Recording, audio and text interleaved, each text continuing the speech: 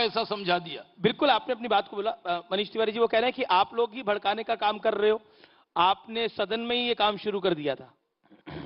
देखिए, मुझे इस बात की बहुत खुशी है कि हमारे बड़े भाई शाहनवाज खान जी, शाहनवाज हुसैन जी हमारी जो संसद की बहस है उसको बहुत गौर से सुनते हैं।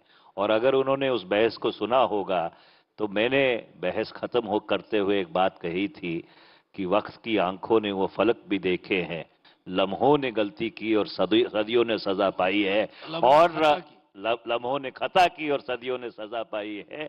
आपने संशोधित कर दिया, मैंने वो संशोधन को मान लिया और मैंने कहा था कि आप बहुत बड़ी गलती करने जा रहे हैं, और वो मैंने इसलिए कहा था और आज भी मैं उस बात को दोहरा रहा हूं क्योंकि मामला उच्चतम न्यायालय में लंबित है और उसमें जो याचिकाएं लगी हैं उस एक याचिका में मैं भी वकील हूं कि एक पंथ निरपेक्ष मुल्क में धर्म के आधार पर आप चाहे टेरिटोरियल नागरिकता हो चाहे एक्स्ट्रा टेरिटोरियल नागरिकता हो, वो आप दे ही नहीं सकते।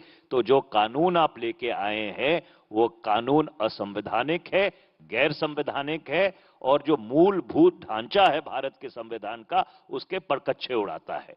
तो पहली बात तो ये है कि जो जो जो सीए का कानून है वो ये बात सही है कि आपके पास लोकसभा में बहुमत है, आपने पारित कर दिया, राज्यसभा में कुछ लोगों ने आपका समर्थन कर दिया, वहां पारित हो गया, पर इसका यह मतलब नहीं कि दोनों सदनों में अगर कोई कानून पारित हो जाता है तो वो कानून संवैधानिक होता है।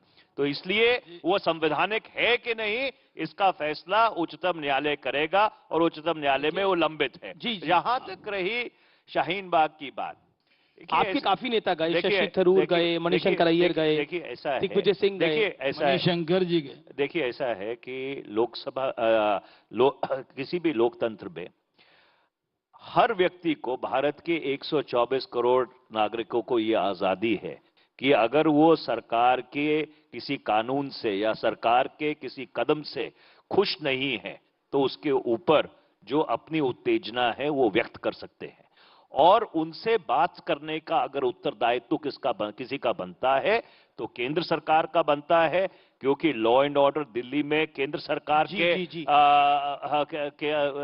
निरीक्षण में है। अगर किसी का बनता है तो आम आदमी पार्टी का बनता है जिनकी 5 साल से दिल्ली में सरकार है, और ये दोनों पार्टियां अपनी जिम्मेवारी से भाग रही हैं, क्योंकि जैसे प्रबल प्रताप सिंह जी ने शुरुआत में कहा था कि एक लोकतंत्र में संवाद बहुत जरूरी है और संवादहीनता एक बहुत ही नकारात्मक दृष्टिकोण अपना लेती है। तो इसलिए एक जिम्मेवार सरकार होने के नाते इनको उन लोगों से बात करनी चाहिए थी। देखिए मैं एक लाइन कह रहा हूं, जो लम्हों की खता थी ना जी, वो तो उस वक्त हुई थी जब इन्होंने धर्म के नाम पर इस देश का बंटवारा कबूल किया था, वही लम्हों की खता थी जिसकी सजा अब मिल रही है। हमने पंडित जवाहरलाल नेहरू, महात्मा गांधी का ख्वाब पूरा किया, उनका वादा पूरा किया कि अगर पाकिस्तान में जो मजहब के नाम पर सताए हुए लोग हैं उनको नागरिकता दे दी। कांग्रेस को दिक्कत क्या है, अगर कोई हिंदू या सिख वहां से प्रताड़ित होकर आए उनको नागरिकता दे दी तो ये कहते नहीं दिया जा सकता। अरे भारत का संविधान भारतीयों पे लागू होता है, लेकिन आप क्या चाहते हैं कि अनंतपुर साहिब से आप हाफिज सईद आजा बॉर्डर पार करके उसको ना गुरु की नगरी भी कहा जाता है अनंतपुर साहिब को। अगर अमृतसर साहिब को गुरु की नगरी कहा जाता है तो अनंतपुर साहिब को भी गुरु की नगरी कहा जाता है। बाकी मेंबर ऑफ पार्लियामेंट भी हैं, सिख भी प्रताड़ित हैं पाकिस्तान के अंदर, वहां पर सिखों के साथ भी नरसंहार हुआ है, उनकी पॉपुलेशन भी बेहद कम हो गई है। क्योंकि डॉक्टर मनमोहन सिंह को मैं कोट करना चाहता हूं, 2003 former deputy prime minister L K Advani को उन्होंने क्वेश्चन पूछा था सदन के अंदर और कहा था कि इन लोगों को नागरिकता मिलनी चाहिए। अब शाहनवाज जी की दिक्कत है कि जिस सरकार में ये मंत्री थे उस सरकार की बात करें कि जिनकी अब तरफदारी कर रहे हैं उनकी बात करें तो मैं इनकी विडंबना समझ सकता हूं। और वो बात सही है, पर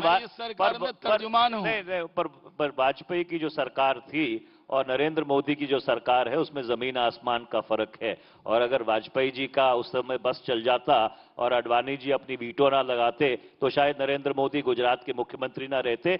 चलो ये इतिहास की बात है, ये मैं नहीं कह रहा, ये अरुण शौरी कह रहे हैं जो आपके साथ मंत्री थे आप ही की सरकार में। चलो उस बहस में अपन नहीं पड़ते, आप ही लोगों के लिए लिख रहे हैं। नहीं, पर जब उन्होंने ये बात कही थी और उन्होंने ही नहीं कही थी, यशवंत सिन्हा जी ने भी कही थी, वो भी आपके साथ उसी सरकार में मंत्री थे, आप ही के साथ घूम रहे हैं, वो भी उसी आपकी सरकार। और जब उन्होंने ये बात कही थी, खिदमत में लगे हैं साहब आजकल आप लोग। शाहनवाज जी जब बात कड़वी लगे तो मैं स्वाभाविक उत्तेजना हो जाती है कि आप बीच में इंटरप्ट करना शुरू कर देते हैं।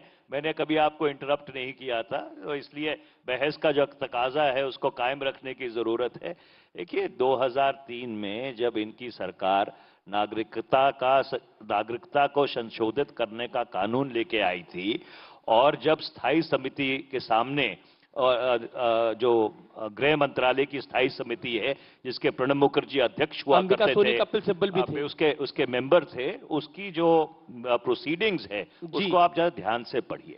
उसकी प्रोसीडिंग्स पर साफ तौर पर गृह मंत्रालय ने यह बात कही थी कि धर्म के आधार पर नागरिकता देना असंवैधानिक होगा। अगर आपको उसकी प्रतिलिपि चाहिए तो पढ़ा हुआ, उसका पॉइंट नंबर 5 भी पढ़ा हुआ है, पॉइंट नंबर 8 भी पढ़ा हुआ है।